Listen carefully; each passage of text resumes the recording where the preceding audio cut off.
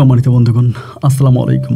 দূরে কাছে দেশে অথবা সেবাই থেকে প্রিয় বন্ধুরা, ঠিক এই মুহূর্তে যে যেখান থেকে বাস্তব জীবনের গল্প শোনার জন্য আমার সাথে জয়েন করেছেন, আমি আপন আর যে আপন জীবনের গল্পের 1361তম পর্বে আপনাকে প্রতিদিনের মতো স্বাগতম জানাচ্ছি। বন্ধুরা, আজ আমি আপনাকে শোনাবো বরিশালের ভাই মোহাম্মদ জাকির হোসেনের তাজ্জব বাস্তব জীবন কাহিনী। বন্ধুরা, কতটা তাজ্জব হতে পারে চিন্তা করেন। 1 মাস পর শাশুড়ির কবরে পাওয়া যায় পুত্রবধূকে। কেমন ঘটনা যে 1 মাস পরে মৃত শাশুড়ির কবরের ভিতর পাওয়া যায় এক পুত্রবধূকে। কিন্তু কেন?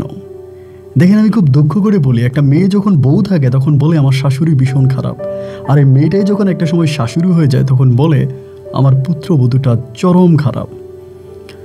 মা জাতি মায়ের জাতি সম্মান রাখি একটা কথা বলি যে আজকের এই গল্পটা একটু শোনেন। আমার কাছে মনে হয় যে প্রতিটা নারীর উচিত আজকে বরিশালের ভাই জাকিরের জীবনে এই পারিবারিক বাস্তব গল্পটা শোনা, কেননা এই গল্প থেকে আজকে যে শিক্ষা আপনি পাবেন তা 5 বছরের বইয়ের পাতায় নাই। তাই সবাইকে অনুরোধ করবো শুরু থেকে শেষ পর্যন্ত বরিশালের ভাই জাকিরের এই গল্পটা আপনার প্রত্যেকে আমার মুখে শুনবেন এবং গল্প শেষে জাকির ভাইকে আপনার মতো করে একটা মন্তব্য কমেন্ট বক্সে লিখবেন। ধন্যবাদ সবাইকে। সম্মানিত বন্ধুগণ, আসসালামু আলাইকুম। আমার নাম মোহাম্মদ জাকির হোসেন, আমার বাড়ি বরিশাল। বন্ধুরা, আমি আমার জীবনের গল্পটা শুরু করার শুরুতে আপনাদেরকে আমার পরিবারের সম্বন্ধে জানিয়ে রাখি। আমার পরিবারে আমি আছি, আমার বাবা আছে, মা আছে, রয়েছে আমার দাদিমণি সহ আমার ছোট 2টা ভাই। আমরা টোটাল 3 ভাই, আমাদের কোনো বোন নেই। আমাদের পরিবারটা বরিশাল বিভাগের অদূরের কোনো এক অজপাড়া গায়ের এক নিম্ন মধ্যবিত্ত পরিবার। আমার বাবা একজন ছোটোখাটো চাকরিজীবী। আমি খুব ছোটোবেলা থেকে দেখে আসছি আমার বাবা সমুদ্রে লঞ্চের মাঝে চাকরি করে, এবং লঞ্চে আমার বাবা কি কাজ করে এটা আমি ঠিক জানতাম না। তবে প্রতি 15 দিন বা 20 দিন পর পর আমার বাবা বাড়িতে আসতো। আসার সময় বাজার সাজার সহ কিছু টাকা নিয়ে আসতো, তা দিয়ে আমাদের গোটা মাস চলে যেত। ছোটোবেলা থেকেই পরিবারে প্রচণ্ড রকমের অভাব অনটন ছিল, কিন্তু অভাবের মাঝেও আমার বাবা, আমার মা, আমাদের 3 ভাইয়ের পড়াশোনা, আমরা 3 ভাইয়ের পড়াশোনা বন্ধ করেনি। ছোটোবেলা থেকে আমি খুব মেধাবী ছিলাম। আমি আমাদের এলাকার প্রাইমারি স্কুলে বৃত্তি পর্যন্ত পাই এবং খুবই মনোযোগ দিয়ে আমি পড়াশোনা করতাম। আমি যখন ক্লাস 6-এ পড়ি তখন আমার যমজ যে 2 ছোটো ভাই আছে তারা তখন ক্লাস 2-তে পড়ে। আমার যমজ 2 ভাই ক্লাস 2 পড়ে আর আমি ক্লাস 6-এ পড়ি। ওই মুহূর্তে হঠাৎ করে জানতে পারি আমার বাবা নাকি মারা গেছে। হঠাৎ করে খবর আসলো স্কুলে আমার আব্বা মারা গেছে, এবং এইটা শুনে আমি খুব অবাক হয়ে গেলাম। জানতে পারলাম রাতের বেলায় আমার বাবা নাকি লঞ্চ ঘাট থেকে বাসায় যাওয়ার পথে ডাকাতের কবলে পড়ে, এবং ডাকাতরা আমার আব্বাকে ধরে আবার মালামাল নিতে চেষ্টা করে। সেখানে আমার আব্বা ডাকাতদের সাথে মারামারি করে। সে জায়গায় ডাকাতরা আমার বাবাকে ছুরি আঘাত করে, আর ওই ছুরি আঘাতে আমার বাবা মৃত্যুবরণ করে। সবে মাত্র ক্লাস 6-এ উঠেছি। এই মুহূর্তে বাবার ওই মৃত্যুর সংবাদটা আমার পুরো কেরিয়ারটাকে নষ্ট করে দেয়। আমি স্কুল থেকে দৌড়িয়ে বাড়িতে আসি। বাড়িতে এসে দেখি কান্নার ঢোল। একদিকে আমার মা কান্না করতে করতে পাগল হয়ে যাচ্ছে, অন্যদিকে দাদি কান্না করতেছে। ইনাদের কান্না দেখে আমার ছোট 2 ভাই কান্না করে। তার সাথে মনে হলো গ্রামের প্রত্যেকটা মানুষ কান্না করতেছে। আমি তখন কি করব ঠিক বুঝতে পারলাম না। খবর আসলো আমার আব্বার লাশ নাকি হসপিটালে রাখা। আমি, আমার মা আর আমার দাদি সহ আমাদের এলাকার মেম্বার মিলে তখন আমরা ওই হসপিটালে যাই, এবং হসপিটাল থেকে 2 দিন পরে আমরা আব্বার লাশ নিয়ে আসি। 2 দিন পরে নিয়ে আসি এই কারণে আমার আব্বাকে ডাকাতরা ছুরি আঘাতে মারে, যার জন্য আমার আব্বার লাশ হসপিটালে নিয়ে যায়। সেখানে পোস্টমর্টম করা হয় সহ বিভিন্ন কাজ থাকে, যার জন্য লাশ হাতে পেতে প্রায় 2 দিন সময় লাগে। 2 দিনে আমার আব্বুর লাশটা একেবারে কালো হয়ে যায়। এতটাই কালো হয়ে যায় যে আব্বুর লাশ যারা দেখেছে তারা প্রত্যেকেই ভয় পাইছে। আব্বুর দাফন কাফন হয়ে যাওয়ার পরে তখন আর পরিবার মোটামুটি 1 বছর ভালোই চললো। আমি ক্লাস 7-এ পড়ি, তখন পর্যন্ত মোটামুটিভাবে চলে আসছে। ক্লাস 7-এ পড়ি তখনও চলে আসছে, এবং ক্লাস 7-এর পরে আমাদের পরিবার আর চলতেছে না। আমি যখন ক্লাস 8-এ পড়ি তখন একরকম আমার পড়াশোনা বন্ধ হয়ে যাওয়ার পথে আমার ওই উপবৃত্তির কিছু টাকা আছে সরকারিভাবে, আমি ওই টাকাটা পাইতাম, এবং সেই টাকাটার পাশাপাশি আমি টিউশনি করতাম। আপনি শুনলে অবাক হয়ে যাবেন, ক্লাস 8-এ পড়া অবস্থায় আমি টিউশনিতে জয়েন করি। আমি টিউশনি করি, এবং টিউশনি করে যে টাকা বেতন পেতাম তা দিয়ে খুব কষ্ট করে আমি আমার পড়াশোনার খরচ সহ আমার পারিবারিক খরচ চালাতাম। আমি একমাত্র ছেলে যে কিনা টিউশনি করেই এসএসসি পরীক্ষা দিই। শুধু আমার টিউশনির টাকায় আমার পড়াশোনা হতো না, আমার পরিবার চলতো, সাথে সাথে আমার ছোট 2 ভাইয়ের পড়াশোনাও হতো। একটা পর্যায়ে আমি এসএসসি পরীক্ষা দিই এবং এসএসসি তো অনেক ভালো একটা রেজাল্ট করি। এসএসসি পাশ করার পরে তখন আমি চিন্তা করতেছিলাম যে আমি কি করব। তখন টিউশনির অবস্থাও খুব একটা ভালো না, আমাদের আশেপাশে তখন স্কুল বেড়ে যায়, অনেকেই টিউশনি করে, আমার ছাত্রছাত্রী অনেকটাই কমে যায়। পরে ভাবলাম যে এই মুহূর্তে কি করা যায়, কোথায় যাব, কোনো উপায় বুদ্ধি ঠিক পেয়ে উঠতেছি না। এরকম সময় হঠাৎ করে একটা খবর পেলাম যে আমাদের এলাকা থেকে বেশ দূরের একটা এলাকায় একটা কিন্ডার গার্ডেন হয়েছে এবং কিন্ডার গার্ডেন হয়েছে, ওই কিন্ডার গার্ডেনে নাকি শিক্ষক লাগবে। তা আমি তখন চিন্তা করলাম যেহেতু ওখানে একটা কিন্ডার গার্ডেন হলো, আমি তাহলে ওখানে আপনার শিক্ষকের নিয়োগ দেওয়ার জন্য আমি তাহলে ওখানে যাই। আমি তখন ওইখানে যাই এবং ওখানকার প্রধান শিক্ষকের সাথে কথাবার্তা বলি এবং কথাবার্তার এক পর্যায়ে ওই প্রধান শিক্ষক আমাকে ইন্টারভিউ নেয় এবং আমি ইন্টারভিউতে ভালোই ওদের প্রশ্নের উত্তর দিতে পারি এবং তারা আমাকে তখন ওখানে চাকরি দিল যে ঠিক আছে আপনি আমাদের কিন্ডার গার্ডেনে চাকরি করেন। কিন্তু আমি তখন সবেমাত্র কলেজে পড়ি। তো কলেজে পড়ি, ক্লাস না হয়ে করবো না, পরীক্ষা দিব, পরীক্ষার সময় কিন্ডার গার্ডেন থেকে ছুটি নিব, কিন্তু ওই এলাকায় তো আমার একটা থাকার ব্যবস্থা করতে হবে, আমার তো থাকার কোনো ব্যবস্থা নেই। তা আমি সেই এলাকায় গেলে কোথায় থাকবো? তখন কিন্তু আমাদের পারিবারিক অবস্থাটা কিছুটা উন্নত হয়, কারণ আমি তখন টিউশনি করতাম, ভালো টাকা ইনকাম করতাম, তা দিয়ে ঘর দুয়ারগুলো আগের থেকে একটু উন্নত হয়েছে, সব কিছু একটু ভালোভাবেই চলতেছে, আগের মতো অতটা সমস্যায় নেই। পরে ভাবলাম যে এই মুহূর্তে কী করা যায়।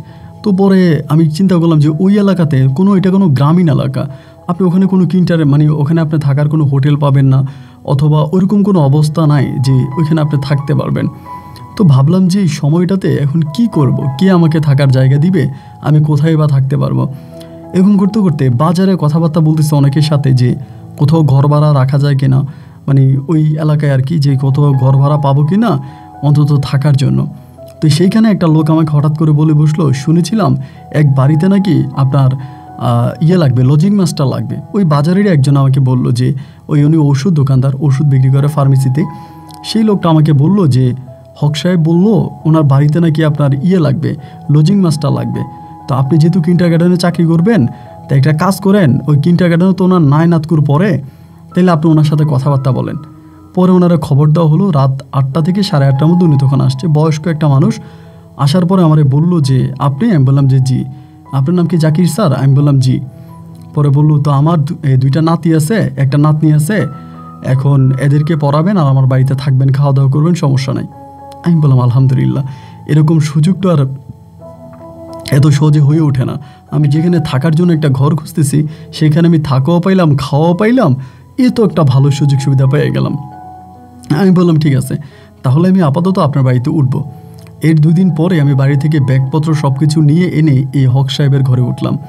তো হক সাহেবের 2 ছেলেই বিদেশে থাকে, ছোট ছেলে আর বড় ছেলে, তারা বিদেশ থাকে এবং মোটামুটি পারিবারিক অবস্থাটা খুবই ভালো, খুব যে খারাপ তা না, পারিবারিক অবস্থা অনেক ভালো, অনেকটা উন্নত। বাট ওনার বড় ছেলের তুলনায় ছোট ছেলে প্রচুর টাকা ইনকাম করে। ছোট ছেলের ইনকাম অনেক ভালো এবং ভালো হইলেও ছোট ছেলের বউ নাকি ভালো না, ছোট ছেলের বউ খুব খারাপ। এগুলো হক সাহেব আমাকে মাঝে মাঝে বলতো যে জাকির স্যার, আমার ছোট ছেলের বউটা খুবই খারাপ, একটা নিম্নবিত্ত পরিবারের মেয়ে আমার ছেলের পুরো জীবনটাকে তছনছ করে দিয়েছে, ধ্বংস করে দিয়েছে। এরকমই আমার কাছে এসব কথাবার্তা বলতো। আমি বলতাম ঠিক আছে, দেখেন একটা সময় হয়তো সব কিছু ঠিক হয়ে যাবে, আপনি আল্লাহর উপরে ভরসা রাখেন, আপনার হয়তো এই সময়টাতে এরকম, একটা সময় হয়তো আরও ভালোও হতে পারে, ভেঙে পড়বেন না বা হতাশ হবেন না। তুমি আমাকে বলে ঠিক আছে দোয়া করেন, আমি নামাজ কালাম পড়ি, সেও নামাজ কালাম পড়ে, খুবই ভালোভাবে আছি। তো এই পরিবারে আসার পরে হঠাৎ করে এই পরিবারের একটা মেয়ে, যার নাম হচ্ছে আপনার লুনা, এই মেয়ের তখন ক্লাস 9-এ পড়তো, ওখানকারই একটা স্কুলে ক্লাস 9-এ পড়ে। তো আমি কিন্তু আবার যেহেতু আমি সবেমাত্র ইন্টারমিডিয়েটে পড়ি, আমি আবার 9-10-এর পড়াটা একটু ভালো বুঝতাম। তো একদিন ওই হক সাহেব আমারে বললো যে আমার একটা ছোট মেয়ে আছে, আমার সবচেয়ে ছোট মেয়ে, এখন এই মেয়েটা ক্লাস 9-এ পড়ে, আপনি করে পড়াইতে পারবেন? তা আমি বললাম যে আমি যেহেতু ইন্টারমিডিয়েটে পড়ি, আমি 9-এর পড়া তো বুঝবো, খারাপ না, তো আপনি চাইলে আমাকে দিতে পারেন। কিন্তু ওই বাড়িতে যাওয়ার আগে কিন্তু আমাকে এই কথা বলে নাই যে ওনার নাতনিরে পড়াইতে হবে বা এই ধরনের কিছু বলে নাই। এখন আমারে বলতেছে যে ওনার মেয়েরে পড়াইতে হবে, কিন্তু আগে বলে নাই, এখন বলতেছে যে এরকম। তাই আমি বললাম যে ঠিক আছে পাঠাইয়েন। তো মেয়েরা আমার কাছে পাঠাইতো, আমি তারা পড়াইতাম। আমি কিন্তু ভালোই বুঝতাম, ক্লাস 9-10-এর পড়া আমি খুব ভালো বুঝতাম। তো এখন আমি এই মেয়ে পড়াই, কিন্তু ভাই এই মেয়ে পড়াশোনার প্রতি কোনো মনোযোগ নাই, প্রচণ্ড রকমের দুষ্টুমি করে। ওর যে দুই ভাইয়ের ছেলে মেয়ে আছে ওদের সাথে আসতো, তা আমি মেয়েরে পড়াইতাম, মেয়ে আমার সাথে করতো দুষ্টামি। আর মেয়েটাও দেখতে খুবই চঞ্চল ছিল এবং খুবই সুন্দরী ছিল, এক কথায় বলতে গেলে অসাধারণ চেহারা ছিল। তো আমার এই মেয়েটাকে দেখেই না মনের ভিতরে একটু ভালোবাসা উকিঝুঁকি খাচ্ছে। আমি তো হত দরিদ্র পরিবারের সন্তান, কাউকে ভালোবাসা, কারোর সাথে প্রেম করা, কাউকে ঘরের বউ বানানো, এগুলো তো রীতিমতো আমার কাছে বিলাসিতা। সো আমার মতো গরিব মধ্যবিত্ত পরিবারের সন্তানের জন্য এগুলো আসলে মানায় না। কিন্তু এরপরেও না, যতবার এই মেয়েটার দিকে তাকাতাম কেমন জানি মনে হতো যে আল্লাহ, আমি যদি এমন একটা মেয়েকে আমার ঘরের বউ বানাইতে পারতাম, আল্লাহ এমন একটা মেয়ে যদি আমার ঘরের বউ হইতো, তাহলে আমার জীবনটা কত না সুখের হইতো, আমি কত না শান্তি পাইতাম। এই ধরনের চিন্তা ভাবনাগুলো আমার মাথার মধ্যে বারবার উকিঝুঁকি খাচ্ছিল। কিন্তু তারপরেও ভাবতেছি যে না, এত বড়লোকের মেয়ে, হক সাহেবের মেয়ে, তাদের এত বাড়ি গাড়ি, এরপরে এত সয় সম্পত্তি, আমি এরিকে আর আমার কাছে বিয়ে দিবে। এরকম 1 দিন 2 দিন 3 দিন 4 দিন সময়গুলো কাটতে কাটতে একদিন হলো কি, এই লুনা বলতেছে সে তার নানু বাড়িতে যাবে। তো বলতেছে আমি আমার নানু বাড়িতে যাব, ওই প্রায় 1 সপ্তাহের মতোই নানু বাড়িতে থাকবে। তাই আমি তখন ভাবলাম যে ঠিক আছে চলে যাক। তাই মেয়ে চলে গেল, এবং চলে যাওয়ার পরে ওই দিন রাতের বেলায় ওর বড় বউ বড় ভাইয়ের মেয়ে, যারা আমি পড়াইতাম, যার নাম ছিল লামিয়া তখন আমার পড়ার পরে আমার বলে যে স্যার, আমার পুপু আপনার একটা জিনিস দিছে, দিব? আমি বললাম যে তোমার পুপু না চলে গেছে তার নানু বাড়িতে, কি দিছে তোমারে? বলে আপনি দিলে কি আপনি আমার মারবেন? আমি বললাম না না না, মারবো না, বলো কি দিছে। পরে মেয়েটা আমার হাতে একটা চিঠি দিল। চিঠিটা দেওয়ার পরে আমি চিঠিটা হাতে পেয়ে একটু অবাক হয়ে গেলাম, এটা কে দিছে? বলে আমার পুপু দিছে, আবার বলছে আপনি কাউরে বললেন না। তাই আমি বললাম আচ্ছা ঠিক আছে, কাউরে বলবো না। রাতের বেলায় ঘরে গিয়ে জানালার পাশে শুয়ে আমি তখন চিঠিটা খুললাম, এবং চিঠি খোলার পর আমি দেখলাম এটা একটা প্রেমপত্র, যেটা আমি মেয়েটাকে বলার চেষ্টা করেছি, যেটা আমার মনের ভিতর উকিঝুঁকি খাচ্ছে কিন্তু মুখ ফুসকে বেরোতে পারছে না। এই কথাগুলোই মেয়ে তার চিঠির পাতায় লিখে গেল। আমাকে বলল আমাকে তার ভীষণ ভালো লাগে, আমাকে তার অনেক ভালো লাগে, সে আমার সাথে থাকতে চায়, আমার সাথে রিলেশন করতে চায়, আমার সাথে প্রেম করতে চায়, এরকম অনেক কথাবার্তা চিঠির পাতায় সে কালে কালেতে লিখে গেল। এবং আমাকে বলল আমি 1 সপ্তাহ পরে বাড়িতে আসব, আপনি যদি আমার আব্বা আম্মাকে বলে দেন তাহলে আমি আর বাড়িতে কখনোই আসবো না, আর যদি না বলেন তাহলে আমি বাড়িতে আসব। আপনি যদি বলে দেন তাহলে আমি বুঝবো যে আপনি আমাকে পছন্দ করেন নাই, আর যদি আপনি না বলেন তাহলে আমি বুঝবো যে আপনি আমার প্রস্তাবে রাজি আছেন। আমি 1 সপ্তাহ পরে আসব যদি আপনি কাউকে না জানান। চিঠিটা হাতে পাওয়ার পর আমার ভিতরে এতটা শান্তি অনুভব করতে শুরু হলো, আমি ভাই আপনাকে বলে বোঝাতে পারবো না। আমার খুবই ভালো লাগতেছে, এবং এতটাই ভালো লাগতেছে যে আমি নিজে নিজে চিন্তা করতেছি যে যাই হোক, আমার জীবন অন্তত একটা গতি হলো, আমি একটা মনের মানুষ পাইলাম। তো এরপরে প্রায় 1 সপ্তাহ পরে মেয়েটা ফিরে আসছে। আসার পরে ওর মা বলতেছে সন্ধ্যার সময় যে এই যা লুনা, পড়তে যা, 1 সপ্তাহ তো নানার বাড়িতে ছিলি, তুই তো পড়াশোনার ভিতরে কোনো মনোযোগ নেই, যা পড়তে যা। এই মেয়ে আর পড়তে আসে না, আমার আশেপাশে ঘুরতেছে, লজ্জা আসে না। পরে আমি ডাক দিলাম, কী ব্যাপার লুনা, আমি এদেরকে পড়াইতেছি, আমি কি তোমাকে আলাদা পড়াবো? আসো, পড়তে আসো। এইটা বলার পর তখন বই নিয়ে আসছে, কলম কামড়াইতে আসে, লজ্জা পাইছে, প্রচুর লজ্জা পাইছে। তাই আমি বললাম যে এত লজ্জা কেন পাইতেছ? পরে বলতেছে স্যার আমার না ভুল হয়ে গেছে, আপনি কি আমার আব্বা আম্মারে কিছু বলছেন? আমি বললাম আমি তোমার আব্বা আম্মারে কিছু বলি নাই, আর যদি তোমার আব্বা আম্মারে কিছু বলতাম তাহলে কি তোমার মনে হয় যে তুমি এখন এইভাবে স্থির থাকতে পারতা, তারা তোমাকে আস্ত রাখতো? পরে আমার বলে স্যার আপনারা অনেক ভালো। আমি বললাম আচ্ছা ঠিক আছে, আমারও তো প্রশংসার প্রয়োজন নাই। আচ্ছা যাই হোক, তো কেমন কাটাইলা তোমার নানু বাড়িতে দিনগুলো? বলে হ্যাঁ স্যার, ভীষণ ভালো কাটাইছি, নানু বাড়িতে সময়গুলো সত্যি অনেক ভালো কাটছে, আমার নানা নানু মামারা খুবই ভালো, এবং সবার সাথে অনেক আনন্দ করছি স্যার, যেটা আপনাকে বলে বুঝাতে পারবো না। আমি বললাম আচ্ছা ঠিক আছে, আমাকে বোঝানোর দরকার নাই, তুমি যে তোমার নানু বাড়িতে ভালো সময় কাটাইছো এইটা তোমাকে না দেখলেই বোঝা যায়। পরে ও হাসতেছে, আমিও হাসতেছি, এমন করে তখন সময়গুলো কাটতেছে, এবং কাটতে কাটতে প্রায় 2 দিন পেরিয়ে গেল। 2 দিন পর আমার বলে কী ব্যাপার স্যার, আপনি কি আমার চিঠির উত্তর দিবেন না?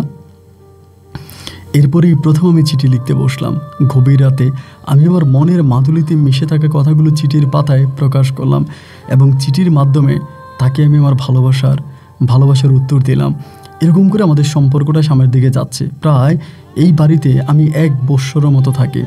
ইন্টার ফার্স্ট ইয়ার থেকে ইন্টার সেকেন্ড ইয়ারে উঠি। আমি যখন ইন্টার সেকেন্ড ইয়ারে উঠি ওই মুহূর্তে ওর পরিবারের সাথে এই যে হক সাহেবের পরিবার, এই পরিবারটা মনে হলো আমার নিচের পরিবার। পরিবারের প্রত্যেকটা মানুষের সাথে আমার খুবই মধুর একটা সম্পর্ক হয়ে যায়। সবাই আমাকে অনেক আদর করে, স্নেহ করে, ভালোবাসে এবং আমিও প্রত্যেককে অনেক ভালোবাসি। ওনাদের পারিবারিক অনেক বিষয় নিয়ে কথাবার্তা হতো, পারিবারিক অনেক আলাপ আলোচনা হতো এবং ওনারা ওনাদের পরিবারের একজন সদস্য আমাকে মনে করতো।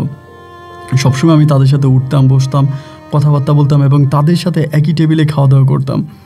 এমন করতে করতে প্রায় 1 বছর পেরিয়ে যাওয়ার পরে একদিন খান সাহেবের বউ আমারে ডাকলো।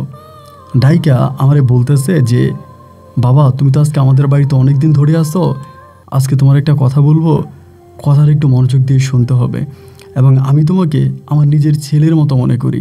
তুমি যদি সত্যি আমার নিজের ছেলে হয়ে থাকো তাহলে আজকে আমার এই উপকারটা করবা, আমার এই কথাটা রাখবা। পরে আমি একটু বিব্রত হয়ে গেলাম যে কী ব্যাপার, উনি কি বলতে চায়। আমি বললাম যে ঠিক আছে, আপনি বলেন, সমস্যা নেই, আপনি তো আমার মায়ের বয়সী, আমি আপনার কথা ফেলবো না, আমি আপনার কথা রাখবো, আপনি বলেন কি বলতে চান।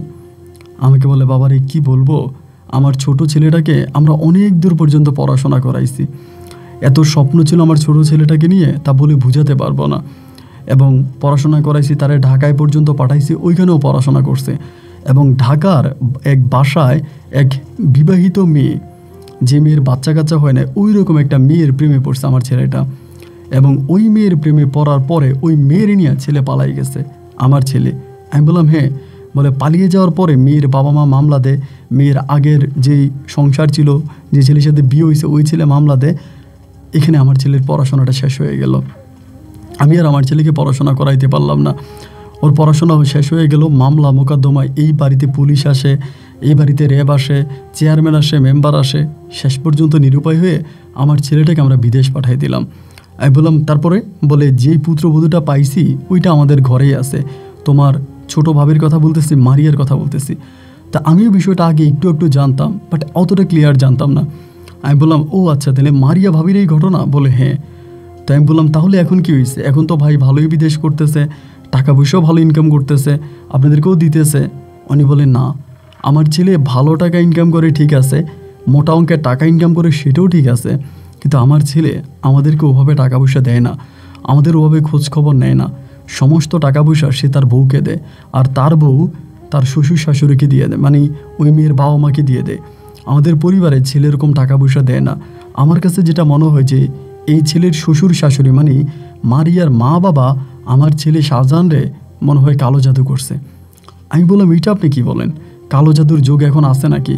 উনি বলে বাজান রে, আমি অনেক কবিরাজের কাছে গেছি, অনেক কবিরাজের বাড়িতে গেছি, প্রত্যেকটা কবিরাজ একটা কথাই বললো, মারিয়ার মা আমার ছেলেকে কালো জাদু করছে, আর এই কালো জাদুর ফলে আমার ছেলে বিদেশ থেকে যত টাকা ইনকাম করে সবটাকে বাবা শ্বশুরবাড়িতে দিয়ে দেয়। আমি তখন বললাম দেখেন, আমি এই কথাগুলো বিশ্বাস করি না, কালো জাদু, ব্ল্যাক ম্যাজিক এগুলো আমার মানে বিশ্বাসের মধ্যে নাই, বাট আপনি যেহেতু বলেছেন তো এখন আপনি বলেন আমি আপনার জন্য কি করতে পারি।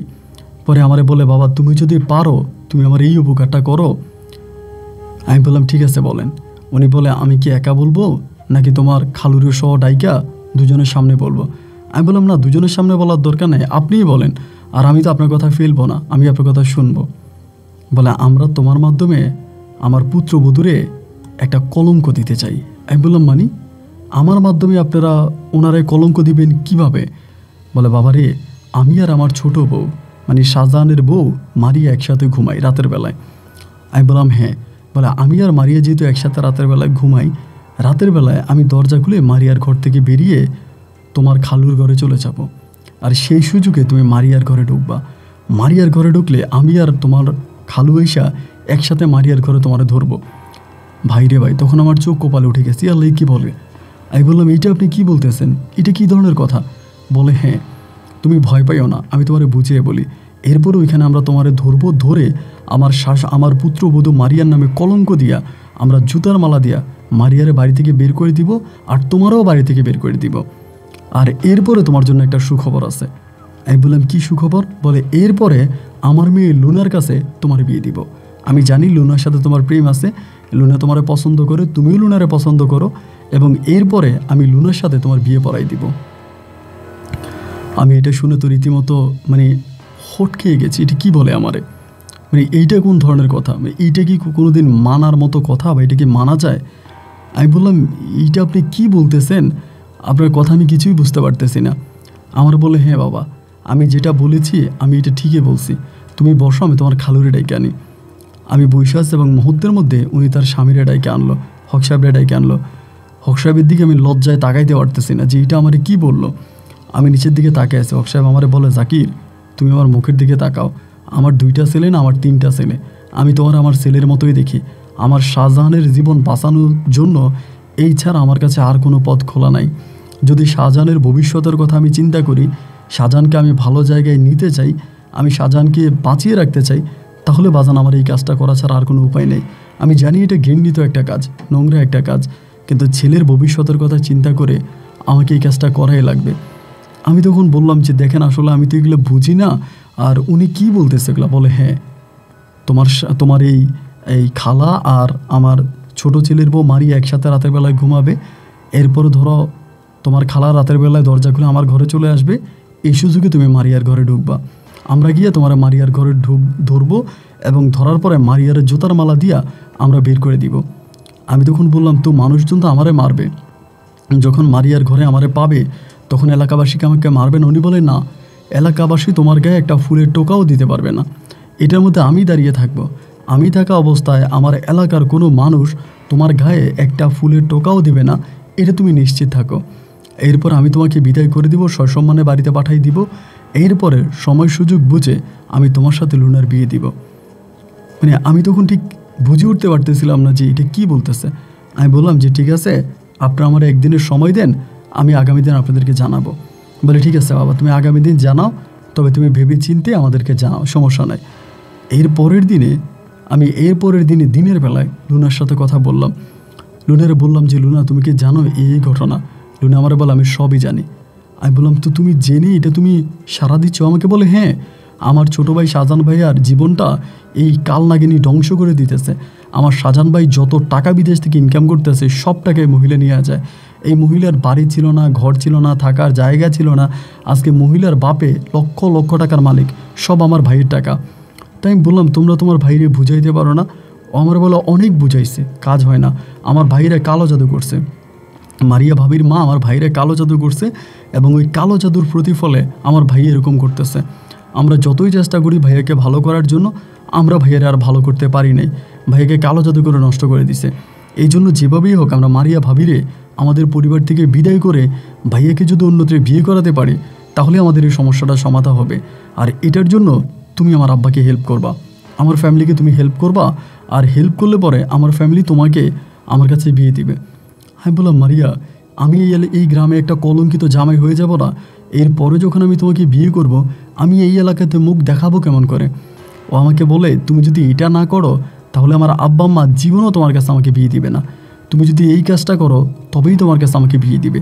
আমি বললাম মারিয়া, পরে যদি তোমাকে আমার কাছে তোমাকে বিয়ে না দে? মারিয়া বলে যদি তোমার কাছে আমার পরে বিয়ে না দে, আমি কথা দিতেছি আমি তোমার সাথে পালাইয়া যাব, যাও, এরপরও তুমি আমার আব্বা আম্মার জন্য এই কাজটা করো। তো মারিয়ার কথা শুনে আমি তখন রাজি হলাম, কিন্তু বিশ্বাস করেন লুনার কথা শুনে আমি তখন রাজি হলাম। আর যে মারিয়া ভাবির কথা আমি বললাম, মারিয়া ভাবি খুবই ফরজগার একজন মানুষ, 5 ওয়াক্ত নামাজ পড়ে এবং সকালবেলা উঠে কোরআন তালাওয়াত করে। মারিয়া ভাবি এতটাই ভালো যা আমি আপনাকে বলে বোঝাতে পারবো না। কিন্তু এত ভালো একটা মহিলার জন্য আমি এই কাজটা করব, আমার ভিতরটা তখন ধুপধুপ করতেছে যে আমি এটা কিভাবে করব, এবং এটা করতে গেলে না জানি আমি কত বড় বিপদে পড়ে যাই। এরপরেও আমি লুনার কথা চিন্তা করে, লুনাকে পাওয়ার কথা চিন্তা করে আমি তখন এই লুনার বাবা মায়ের প্রস্তাবে রাজি হয়ে গেলাম। রাজি হয়ে যাওয়ার পরে রাত্রিবেলায় তারা ওভাবেই সব কিছু সেট আপ করলো। সব কিছু সেট আপ করে তখন হলো কি, আমারে বলতেছে যে তুমি যা ঘুমাও, আমি আমার পুত্রবধূর ঘর থেকে বেরোয় তোমার ডাক দিব, কিন্তু তুমি ঘুমাইও না, তুমি সজাগ থাইকো। আমি বললাম আচ্ছা ঠিক আছে। এই রাতেই আমাকে মারিয়া ভাবির শরীরে কলঙ্ক মাখতে হবে এবং মারিয়া ভাবিকে ঘর থেকে বের করে দিবে, তারপরে তারা লুনার সাথে আমাকে বিয়ে দিবে, যেটা লুনার বাবা মা কমিট বা শপথ করেছিল। এরপর আমি আস্তে আস্তে করলাম কি, ঘরের ভিতরে চলে গেলাম। ঘরের ভিতরে যাওয়ার পরে দরজা আটকে আমি ঘরে বসে আছি। আমি ভাই বিশ্বাস করেন শীতকাল ছিল, তারপরেও ঘামাইতে আছি ভয়ে। আমি এরকম ঘটনা জীবনে কখনো চিন্তাও করি নাই, এরকম ঘটনা আমি স্বপ্নেও কখনো ভাবি নাই। এখন আমাকে এই কাজটাই করতে হবে। পরে যা হইলো আস্তে আস্তে করে অপেক্ষা করতেছি কি হয় দেখি। প্রায় মধ্যরাতের দিকে তখন এই লুনার আম্মা আসছে, আইসা আমার ডাকতেছে, রহিম আইসা আমার ডাকতেছে, ফিস ফিস করে ডাকতেছে, জাকির জাকির। দরজা আস্তে আস্তে খোঁচা মারতেছে। আমি তখন দরজা খুলছি। আমি তখন ঘামাইতেছে, আমার গায়ে তখন সেন্টু গেঞ্জি আর একটা লুঙ্গি। আমি তখন বললাম ঠিক আছে দাঁড়ান আমি শার্টটা পরে আসি। উনি বলে না শার্ট পরা লাগবে না, গেঞ্জি পরেই যাও। আমি বললাম যে দেখেন আমার না ভয় লাগতেছে, আমি জীবনে এই ধরনের কাজ কখনো করি নাই, আমাকে যদি মানুষ মারে। উনি বলে আমার মেয়েরে আমি পরে তোমার কাছে বিয়ে দিব, তোমার মানুষ কেমনে মারবে, বোকা ছেলে, কেউ তোমার মারতে পারবে না, তুমি যাও। একথা বলার পরে আমি তখন আস্তে আস্তে আস্তে আস্তে করে ওই ঘরের দিকে গেলাম এবং যাওয়ার পরে দেখলাম ঘরের দরজাটা খোলা এবং মারিয়া ভাবি শুয়ে আছে ভিতরে এবং লুনার সাথে লুনার মাও দাঁড়িয়ে আছে, লুনার বাবাও দাঁড়িয়ে আছে, ওরা সবাই সজাগ। আমি আস্তে আস্তে ঘরের ভিতরে ঢুকতাম, ঘরের ভিতরে ঢুকা মাত্রই পিছন থেকেই লুনার মা তখন দরজাটা লাগাই দিল। লুনার মা দরজাটা লাগাই দিল, দরজাটা লাগাই দিয়েই ধাপ ধাপ করে দরজা ধাক্কাইতে শুরু করছে বাইরে থেকে। একটু পরে মানে দরজা লাগাই দেওয়ার 2 মিনিট পরেই দরজা ধাক্কাইতেছে দেখা আমি মানে ইয়ের দিকে তাকাই দেখি যে ভাবি লাফ দিয়ে উঠে গেছে। ভাবি লাফ দিয়ে উঠে বলতেছে জাকির ভাই আপনি এখানে কেন? আমি বললাম আমি জানি না। পরে বলে আপনি এখানে কেন? আর দরজা দরজা দরজা কে, দরজা ধাক্কাইতেছে কে? আমি বললাম যে দরজা ভিতর থেকে লাগে, তারা ভিতর থেকে ধাক্কাইতে আছে।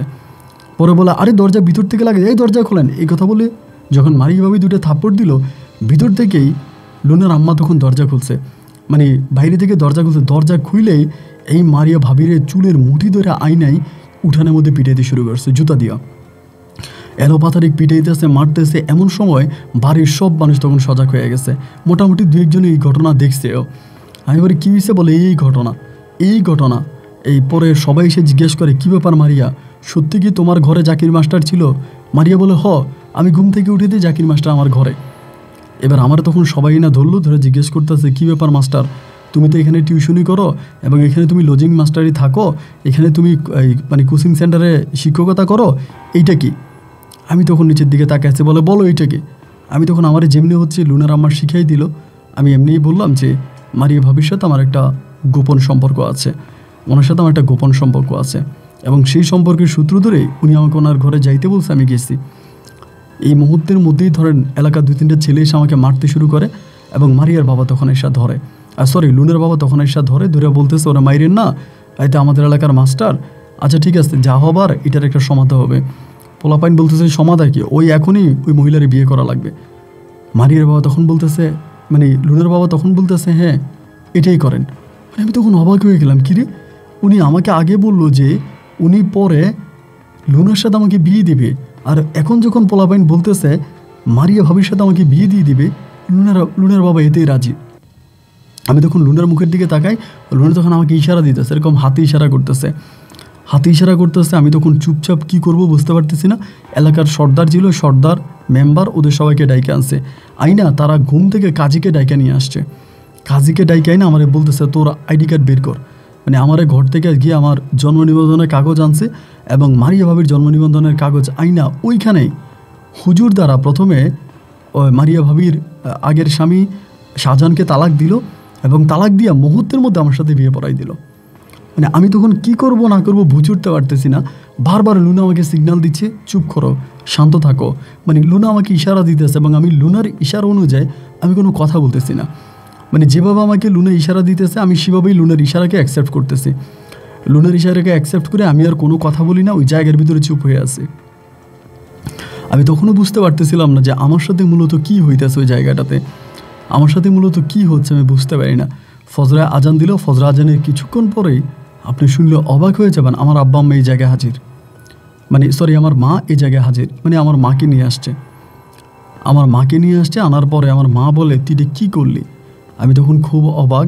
আমি তখনও লুনার দিকে তাকাই, লুনা আমাকে তখনও বলে চুপ করো, আমাকে এরকম করে বলে চুপ করো, কথা বলো না। আমি তখনও লুনা যেমনি বলতেছে আমি এমনিই কাজ করতেছি।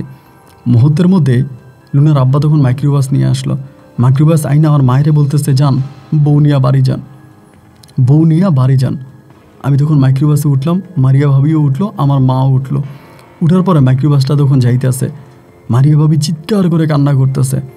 আমি কি করব বুঝতে পারতেছি না। মারিয়া ভাবি আমার বলে জাকির ভাই এটা আপনি কী করলেন, জাকির ভাই এটা আপনি আমার কী করলেন?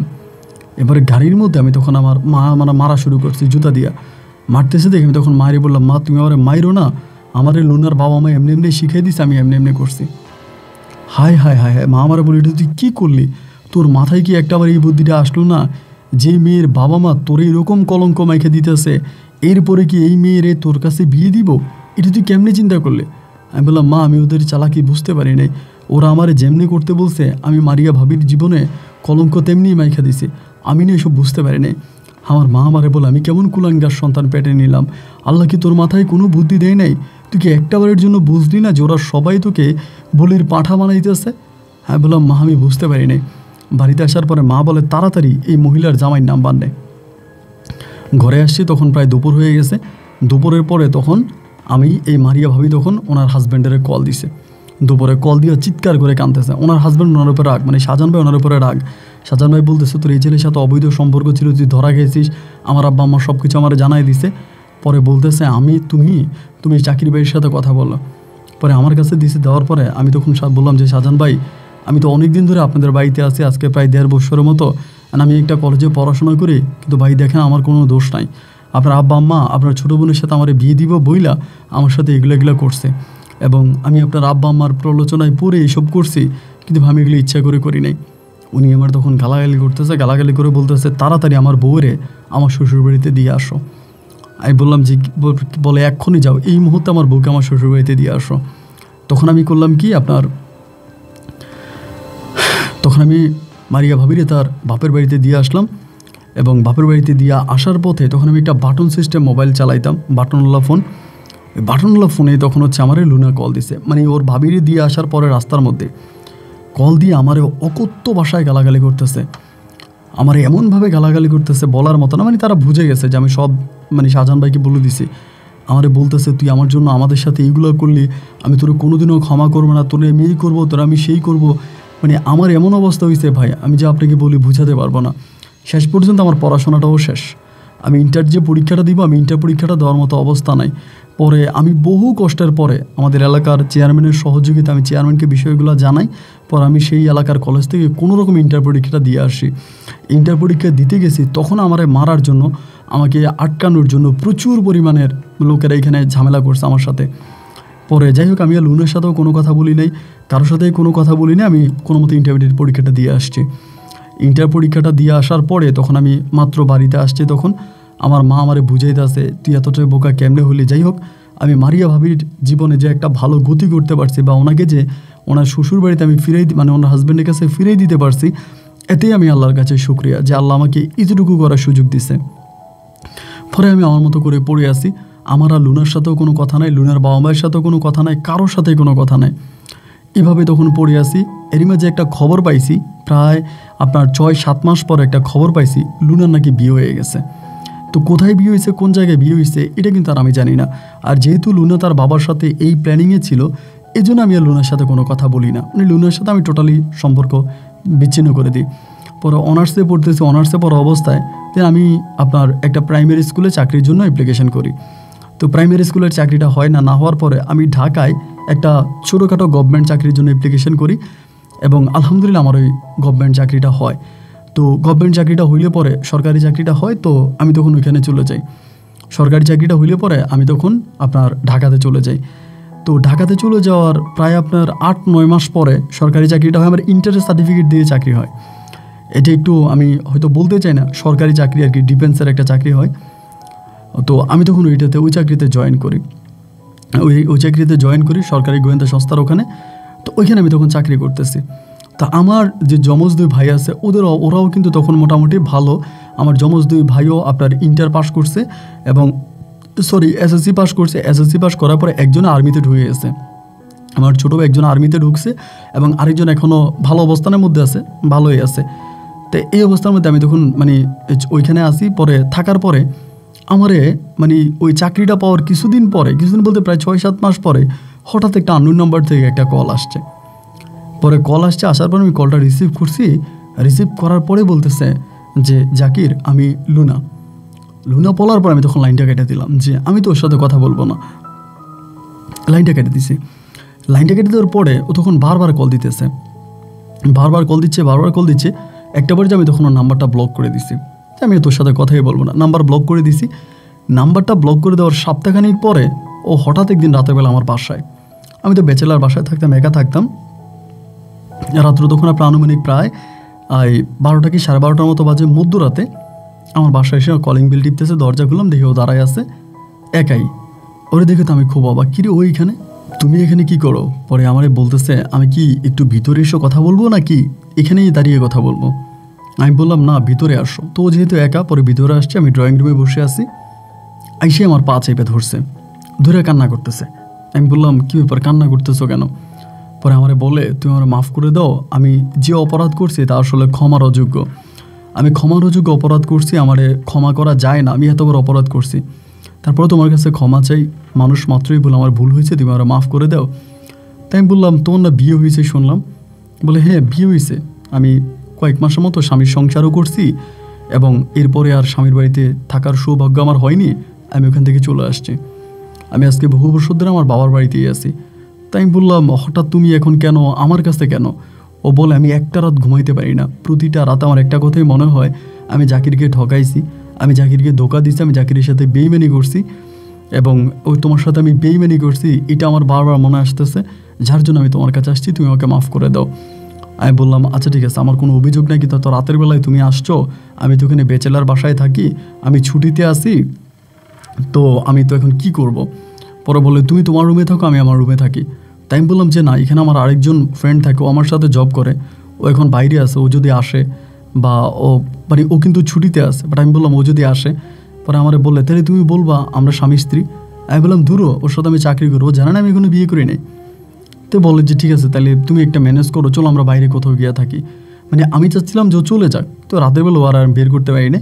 পরে রাতে ও এক রুমে ছিল, আমি এক রুমে ছিলাম, ওই সারাটা রাত দরজা ধাক্কাইছে আমার সাথে থাকার জন্য বা আমার সাথে কিছু একটা করার জন্য, কিন্তু বিশ্বাস করেন আল্লাহ সাক্ষী আমি এই ধরনের কোনো কিছুই করি নাই।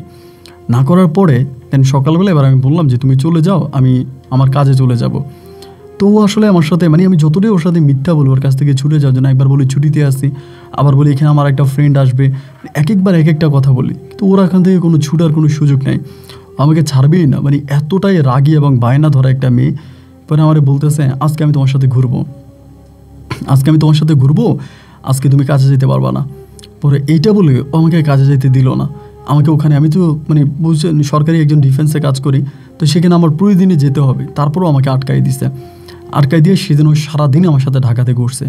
ঘোরার পরে বিকেলবেলা আমি একটু অ্যাংরি হয়ে গেছি যে না তুমি এটা কেন করতেছো, তুমি বিয়ে করছো, তোমার হাজব্যান্ডের সাথে তোমার ডিভোর্স হোক আর যাই হোক, এখন তো আর আমি তোমার সাথে রিলেশনে নাই।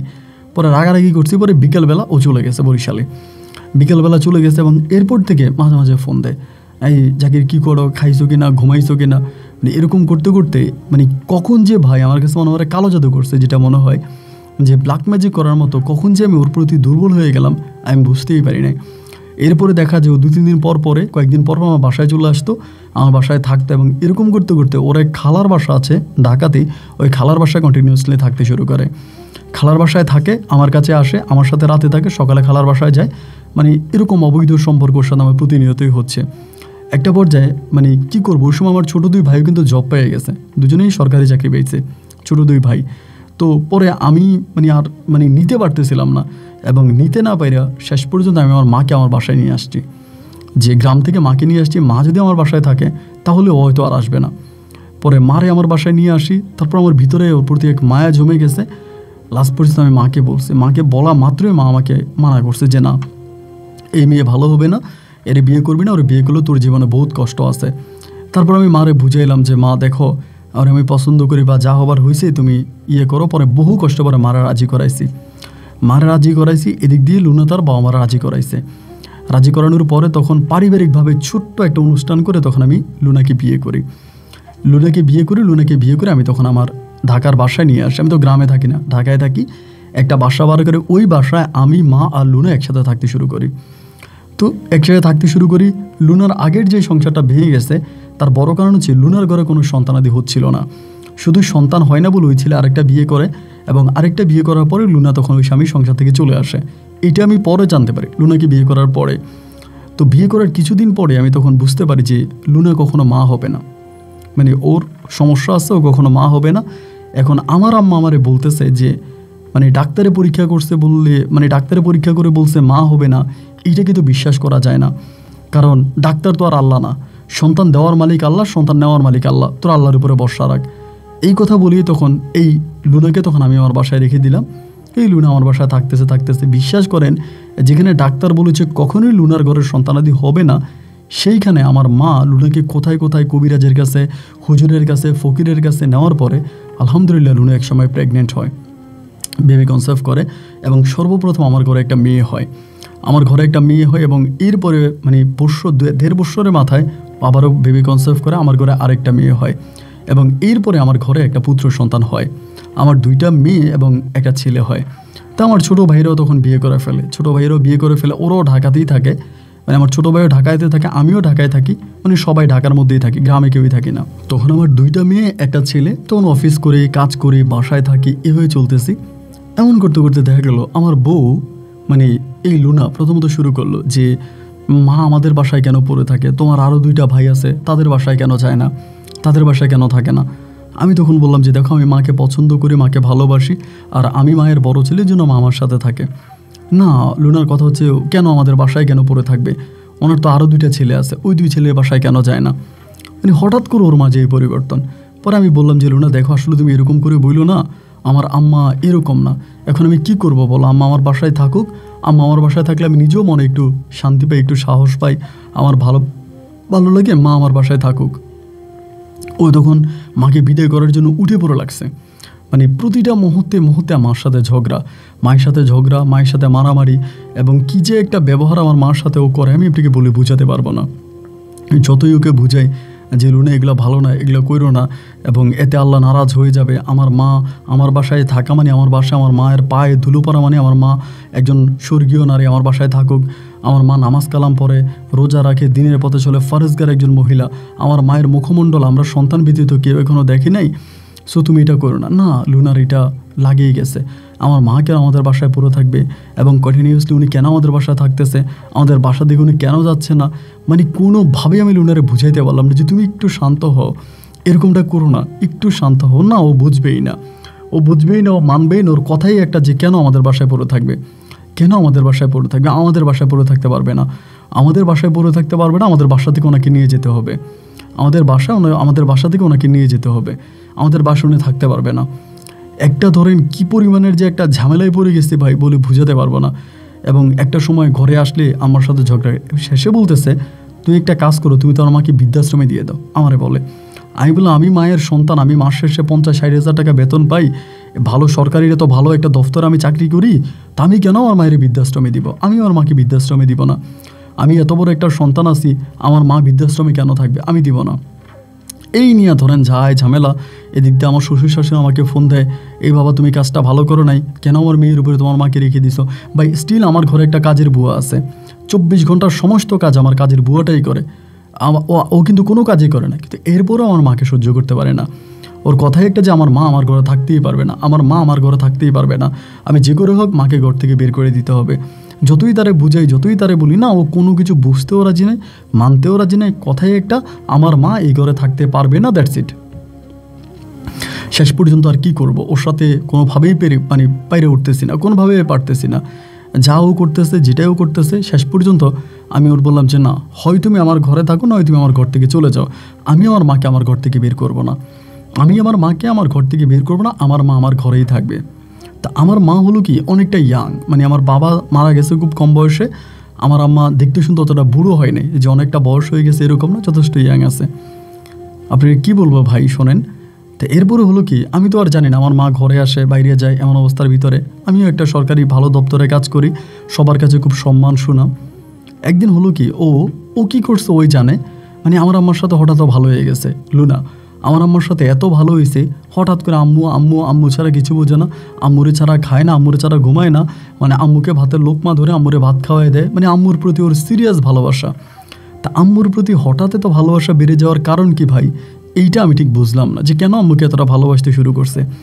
তা আমি বললাম হঠাৎ আম্মুর প্রতি এত ভালোবাসা উতরে উঠতেছে, কি বিষয়, ব্যাপার কি? না, আর কোনো কিছুই বলে না, খেলে আম্মুকে ভালোবাসা, আম্মুরে ছাড়া কিছুই বোঝে না। আচ্ছা ঠিক আছে। এইভাবে কিছুদিন পরে আস্তাগফিরুল্লাহ, আমি কি বলবো ভাই, আমি মানে অফিসে দিনে তখন প্রায় 2টার মতো বাজে, 2 থেকে 2:30, হঠাৎ করে আমার এক ফ্রেন্ড আমাকে ফোন দিয়ে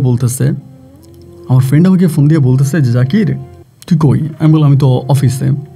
পরে বলে দোস্ত একটু 21 টিভিটা ছাড়তো, এই 21 টিভিতে দেখতো, একটা নিউজ দেখাচ্ছে দেখতো, এরকম করেই বলতেছে। তো আমি তখন একুশে টিভিটা ছাড়লাম, ছাড়ার পরে হঠাৎ একটা ক্রাইম নিউজ দেখতেছি, মানে লাইভ, সরাসরি লাইভের একটা নিউজ দেখতেছি। এবং এখানে আমি দেখতেছি আমার মাকে, মানে আমার মা একটা পতিতালয়ে ধরা খাইছে, একটা হোটেলে, আবাসিক হোটেলে ধরা খাইছে। ক্যামেরাম্যানে বারবার ক্যামেরা আমার মায়ের মুখে দিয়েছে, আমার মা চিৎকার করে কান্না করতেছে। এই দৃশ্য দেখার পরে পৃথিবীর কোন সন্তান ঠিক থাকতে পারবে বলেন? মানে মুহূর্তের মধ্যে আমি তখন ফোন দিলাম লুনার, যে লুনা আমার মা কই?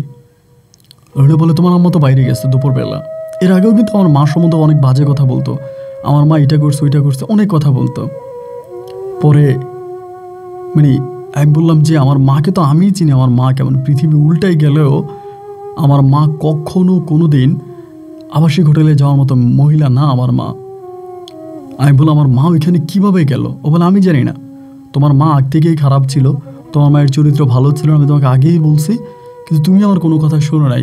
উল্টা তুমি আমার সাথে ঝগড়া করতা, উল্টা তুমি আমার গায়ে হাত তুলতা, আমি কথা বললে তুমি শুনতা না।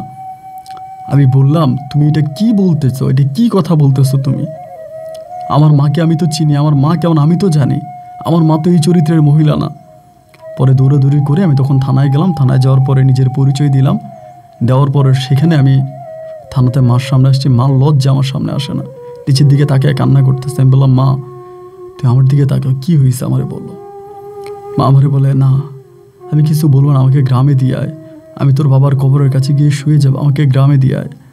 আমি বললাম মা তুমি আমার কাছে বলো কি হয়েছে, এতটা ভেঙে পড়ো না, আমার কাছে বলো কি হয়েছে, আমি তোমার সন্তান এখনো বেঁচে আছি, আমি তো মরে যাইনি, কি হয়েছে তুমি আমাকে বলো আমি শুনি। আমার বাবা বলে বাবারে কি বলবো, তোর বউ আমার ওখানে দিয়ে আসছে। আমি বললাম আমার বউ তোমার ওইখানে দিয়ে আসছে, মানে কি বলতেছ? এটা অনেক, মানে এটা বিস্তারিত বলতে গেলে অনেক কথা। মানে আমার বউর সাথে প্রশাসনের এমন লোকদের জড়িত ছিল, সাংবাদিকরা জড়িত ছিল, প্রশাসনের লোক জড়িত ছিল, তাদের সবাইকে দিয়েই আমার বউ এই প্ল্যানিংটা করছে। এটা আমি পরে বুঝতে পারি। থানার ভিতরে মার কথা শুনে পরে আমি বাসায় আসছি।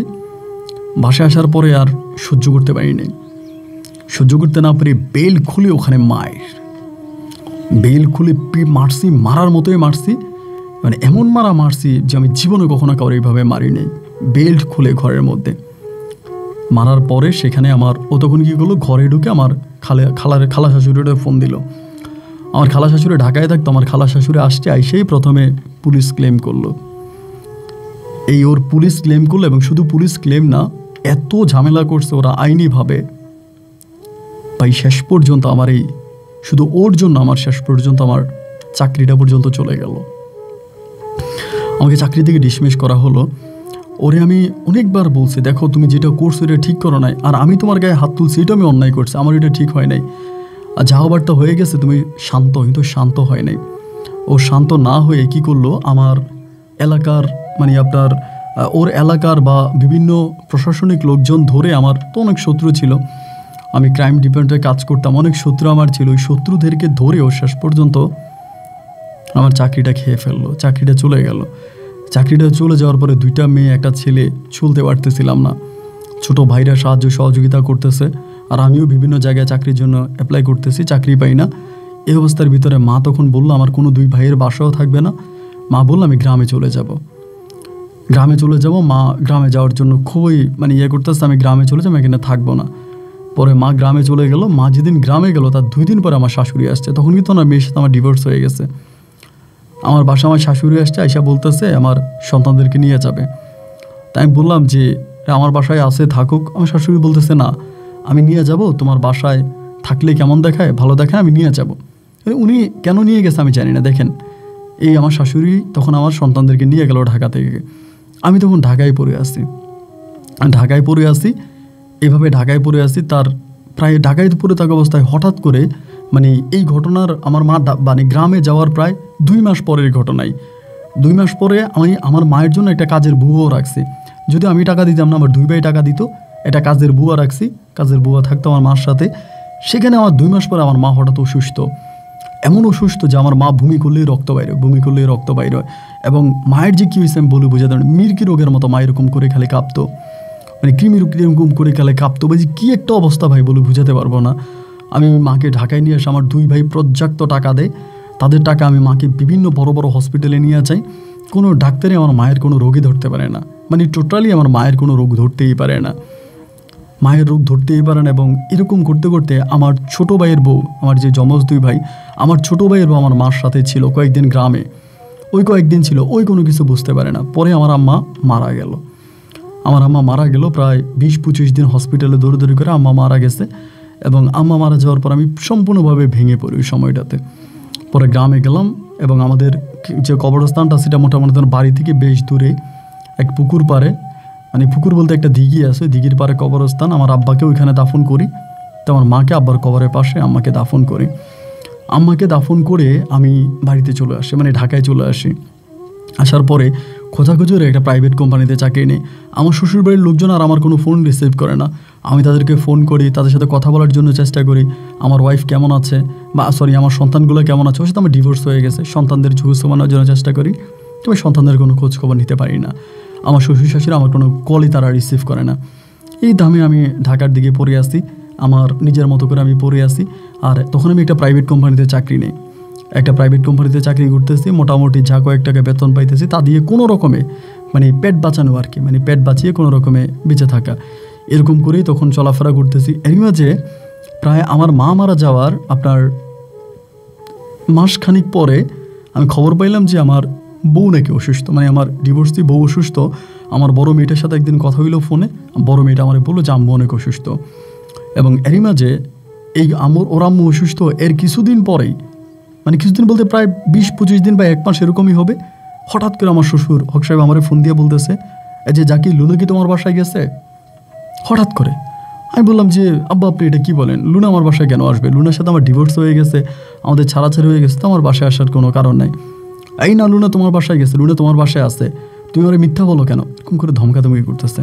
আমিও খুব রেগে গেলাম যে না, ওনার এই লুনার কারণে আমার চাকরি পর্যন্ত চলে গেল, আমার মা পর্যন্ত কবরে চলে গেল। এক কথায় লুনার কারণে জন্যই গেছে। লুনা যদি এরকম না করতো, আমার মা এই যে আপনার ওই থানা থেকে আমি মাকে নিয়ে আসি, এরপরে যে আমার শারীরিক অবস্থাটা খারাপ হয়, আমার আম্মা অসুস্থ হয়, এই অসুস্থতা থেকে আমি আর মাকে উঠাইতে পারিনি, ওইটাতে আমার আম্মা কবরে চলে গেছে।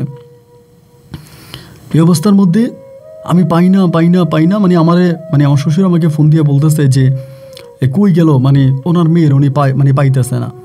তো ওনার মেয়ে উনি কই গেছে আমার তো আর জানি না, আমি তো জানি না কোথায় গেছে না, পাইতেছে না। আমারে বলতেছে আমি নিছি কিনা এইটা ওইটা, তারা প্রশাসনিকভাবেও মামলা টামলা করছে, তার মেয়েরে পাওয়া যায় না, ওরকমভাবে মামলা মোকদ্দমা করছে, ওই খবর আমার কাছে আসছে। এর মাঝে হঠাৎ করে আমার ওয়াইফ হারিয়ে যাওয়ার প্রায় 1 মাস পরে আমাদের গ্রামের আপনার মেম্বার সাহেব আমারে ফোন দিছে। ফোন দিয়ে আমারে বলতেছে যে তোর কি অবস্থা, এক ঘটনা। আমি বললাম ঘটনা বলতে কী ঘটনা? বলো তোর বউরে পাওয়া গেছে আমাদের গ্রামে। যে আমার বউরে? কারে? লুনারে? বলে হ। কেমনে পাইলেন? মেম্বার বললেন যে কেমনে পাইলেন? বলে আরে কই পাইছি, তুই শুনলে তো অবাক হয়ে যাবি। আমি বললাম কই? বলো তোর মায়ের কবরে। আমার মায়ের কবরে? বলে হ্যাঁ, তোর মায়ের কবরের ভিতরে তারে পাওয়া গেছে। আমি বললাম যে কেমনে পাওয়া গেল?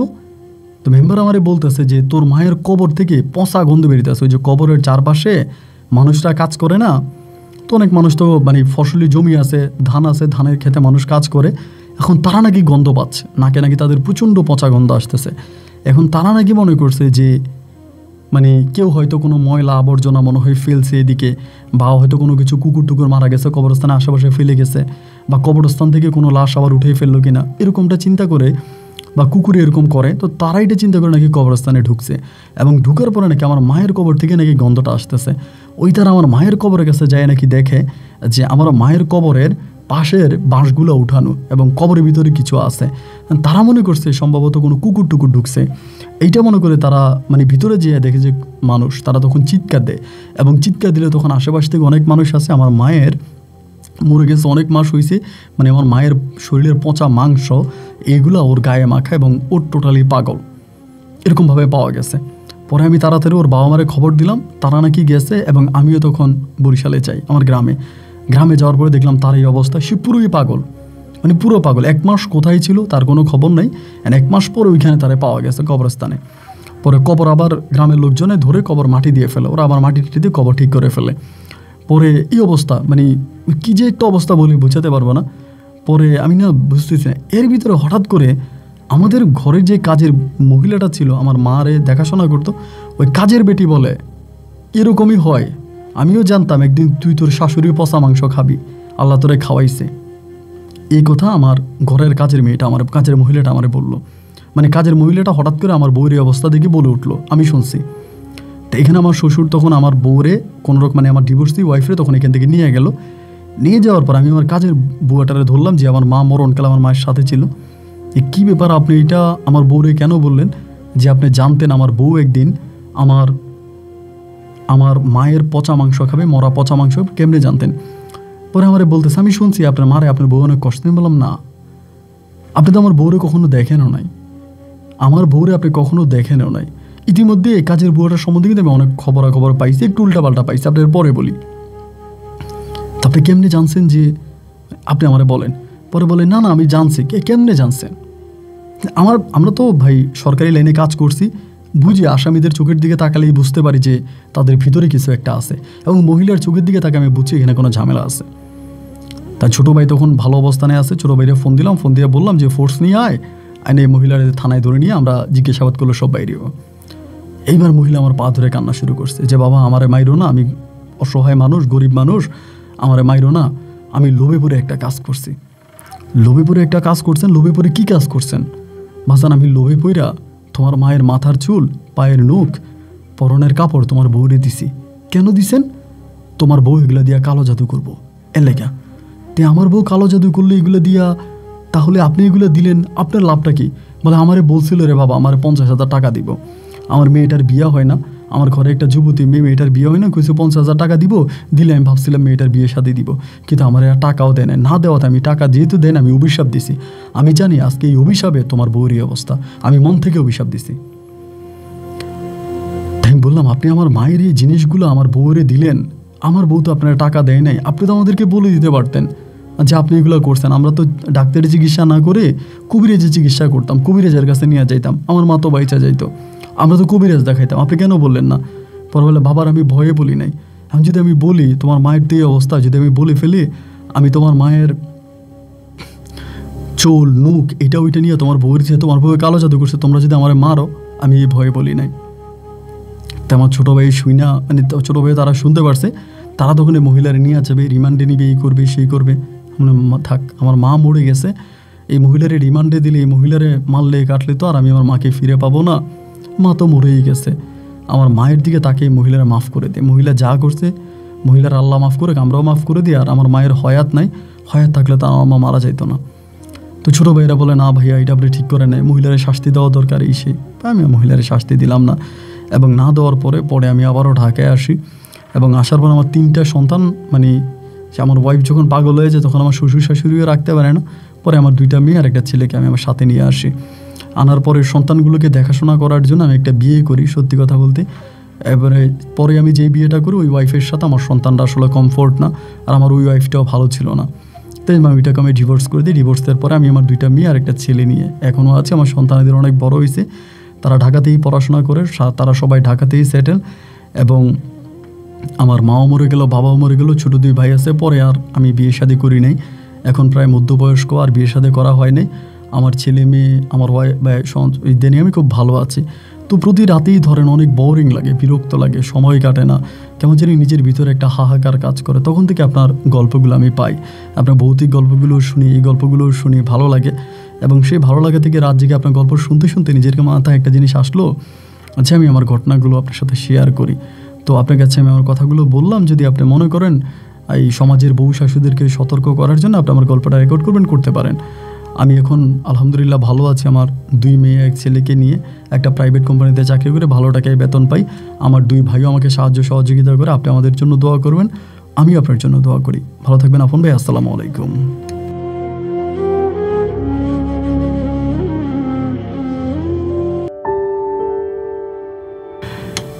প্রিয় বন্ধুগণ, সবাইকে অনেক বেশি ধন্যবাদ। এই পর্যন্ত আমার সাথে থেকে বরিশালের ভাই জাকির হোসেনের জীবনের হৃদয় বিদারক তাজ্জব, আল্লাহর করুণ, আল্লাহর শিক্ষণীয় এক বাস্তব ঘটনা। দেখেন, এই যে 1 ঘন্টা ধরে আপনারা গল্প শুনলেন, আর আমিও বললাম, এতে কি শিখতে পেরেছেন, এটা হচ্ছে বড় কথা। কারণ জাকির ভাই তার গল্পর মাধ্যমে তিনি বলেছে যে তিনি মানুষকে সতর্ক করতে চায়। দেখেন, জাকির ভাইয়ের যে শ্বশুর ছিল, শ্বশুর শাশুড়ি, তারা মারিয়ার উপর প্রতিশোধ নিয়েছে। জাকির ভাইয়ের শ্বশুর শাশুড়ি মারিয়ার উপরে প্রতিশোধ নিয়েছে। কার উপরে প্রতিশোধ নিল? পুত্রবধূর উপরে। তো তারা ভাবছিল যে মারিয়ার লাইফে একটা কলঙ্ক মেখে দিলে, মারিয়াকে এইভাবে অপমান করে বের করে দিলে সম্ভবত তাদের জীবনটা অনেক সুখের হয়ে যাবে। নিরপরাধ মারিয়ার উপর প্রতিশোধ নিতে গিয়ে জাকিরের শ্বশুর শাশুড়ি হারালো তাদের একমাত্র মেয়ে লুনাকে, যে লুনা আজ পর্যন্ত পাগল, এখন পর্যন্ত পাগল। জাকির ভাই যেটা বলল, ডাক্তার কবিরাজ কোনো কিছু বাদ রাখে নাই, মানে ওনার শ্বশুর শাশুড়ি কত জায়গায় নিয়ে গেল, কত রকমের চিকিৎসা করলো, কিন্তু লুনার ভালো হলো না। বাংলাদেশের বাইরে পর্যন্ত তাকে নিয়ে যাওয়া হয়েছে, পাকিস্তান, ইন্ডিয়া পর্যন্ত নিয়ে গেছে, নেপালে নিয়ে গেছে, কিন্তু লুনাকে ভালো করতে পারেনি। লুনা এখনও পাগল। এবং জাকির ভাইয়ের শ্বশুর শাশুড়ি মারিয়ার উপরে প্রতিশোধ দিতে গিয়ে নিজের একমাত্র কলিজার টুকরা মেয়েকে হারালো। শুধু মেয়েকে হারাই নাই, মারিয়ার যে হাজব্যান্ড ছিল আপনার শাহজাহান, ওই শাহজাহানকেও কিন্তু তারা হারিয়েছে। এটাই হচ্ছে শিক্ষা। আপনি যখন অন্যকে ঢিল মারবেন তখন আপনি পাটকেল খাওয়ার জন্য রেডি থাকেন। আপনি উপরের দিকে ঢিল মারছেন, মনে রাখবেন এটা যত উপরেই যাক না এটা আপনার কাছে ফিরে আসবে। এটা অভিশাপ নয়, এটাই প্রকৃতির নিয়ম। অন্যের একটা মেয়ে আপনার ঘরে বউ সেজে আসছে, এখন আসার পরে এটা আপনার ছেলের বউ, আর ছেলের বউকে আপনি টর্চার করেন, অত্যাচার করেন, মারেন। আপনার মেয়েটাও যখন অন্য ছেলের ঘরে যাবে সেও তার শ্বশুর শাশুড়ির হাতে নির্যাতিত হবে, এটা নিয়ম। আপনি যখন পরের মেয়েটাকে নিজের মেয়ে বানিয়ে নেবেন, ঠিক তেমনি আপনার মেয়েটাও যখন পরের ঘরে যাবে ওই পরও আপনার মেয়েটাকে নিজের মেয়ে বানিয়ে রাখবে ভাই।